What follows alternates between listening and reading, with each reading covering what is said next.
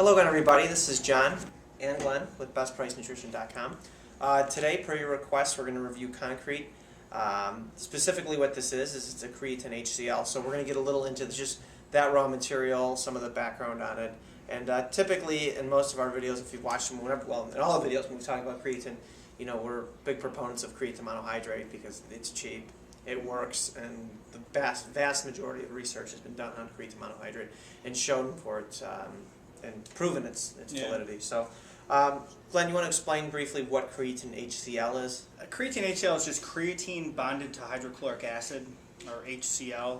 I guess from what I'm reading, they did that to make it more soluble in water, to allow it to be absorbed better.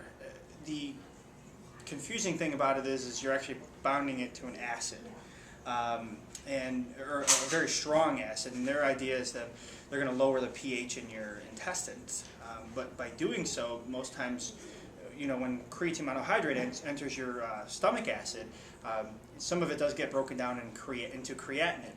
Well, when your pH is going to be lowered, hypothetically, more of this creatine should be converted into creatinine also. Okay, so, but are there any problems with creatine monohydrate? No. I mean, I've never read anything either. Never seen any research with it. We know that anywhere from 3 to 5 grams, depending upon your body weight, is plenty, and it works. Now, a lot of people ask, well, is it more effective? Well, I haven't been able to find any empirical evidence with a study done where I've seen creatine ethyl ester go up against creatine monohydrate, and creatine monohydrate you've seen is done much better. Much better. There's never really been a study to show creatine hydrochloride versus creatine monohydrate, and I venture to guess that if they did, they'd still find that creatine monohydrate's better. Yeah, I think it's a case of creatine being a really good supplement, and then I think people trying to create another form of it to make it seem better. They're recommending here to take the supplement 1 hour prior to training. Well, with creatine, you could take this prior to training. It doesn't really matter. It's not a nervous system stimulant. It's not something you take it, and you feel it. It's got to build up into your system. It's got to build up in your muscles. Usually it takes 3, 4, 5 days. So it's really irrelevant when you take it. I mean, there's been some people who say you take it post-workout when your insulin sensitivity is increased with carbohydrates, you'll get a little better absorption. But taking this 1 hour, before your workout really is, I think it's more of a marketing thing than anything. And their serving size. Want to run through the serving size real quick? Yeah, per capsule. It says 1 capsule per 100 pounds of body weight. So if you're 200 pounds, it's 2 capsules. But each capsule is 750 milligrams, which in terms of creatine is a relatively low dosage. Yeah, I think you want about 3 grams. Yeah, let's 3 to 5 grams. Assume you're at least 150 pounds. I think that's going to be a pretty good benchmark to start. At least with creatine monohydrate. Again, we don't know what the dosage is based on. I mean, there may very well be. We're open to it. I didn't really see anything on any third-party university research that's peer-reviewed that I could find on this particular form.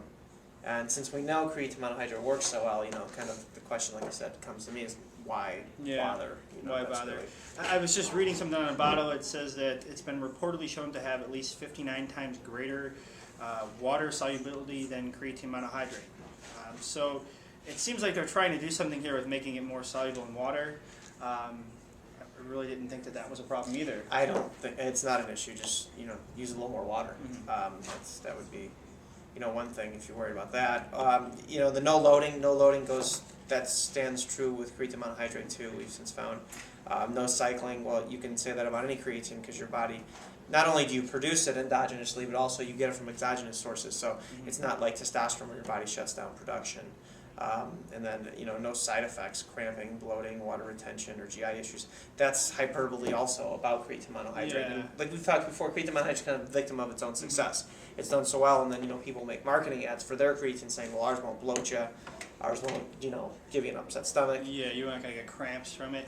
A lot of that, if you drink enough water, you're not going to have to worry about that. And which is true all the time. Oh, yeah, all the time. And we've discussed in the past with the bloating and things like that. That's when people are taking creatine with the 75 grams of sugar. Sure. Of course you're going to get bloated. And some of them were loading on it 4 or 5 times a day, so I think that'll bloat anybody. Creatine, you want it drawn into the cell. The water drawn into the cell hyperhydrates the muscle cell. That actually makes the cell more anabolic. That's one of the main effects of it. It's not subcutaneous fluid beneath your skin like sodium. It's not the extracellular water. So that's really not something to worry about. I mean, bottom line is companies are putting this in products. You know, I think GNC puts it in Amplified or whatever. You can use creatine, but it's a fraction of the cost, and it works. All the research says that it works. So, yeah, I don't really see a good reason. I'd say stick with creatine monohydrate. It's inexpensive and it works. Yeah, if something comes out, you know, we'll be more than happy to update the video as far as research, but they've got a long way to go considering the amount of research that's currently out there with creatine monohydrate, and just how effective it is. So if you guys have any questions, please feel free to post them. Also, you could find us on Facebook at facebook.com/bestpricenutrition. Thank you.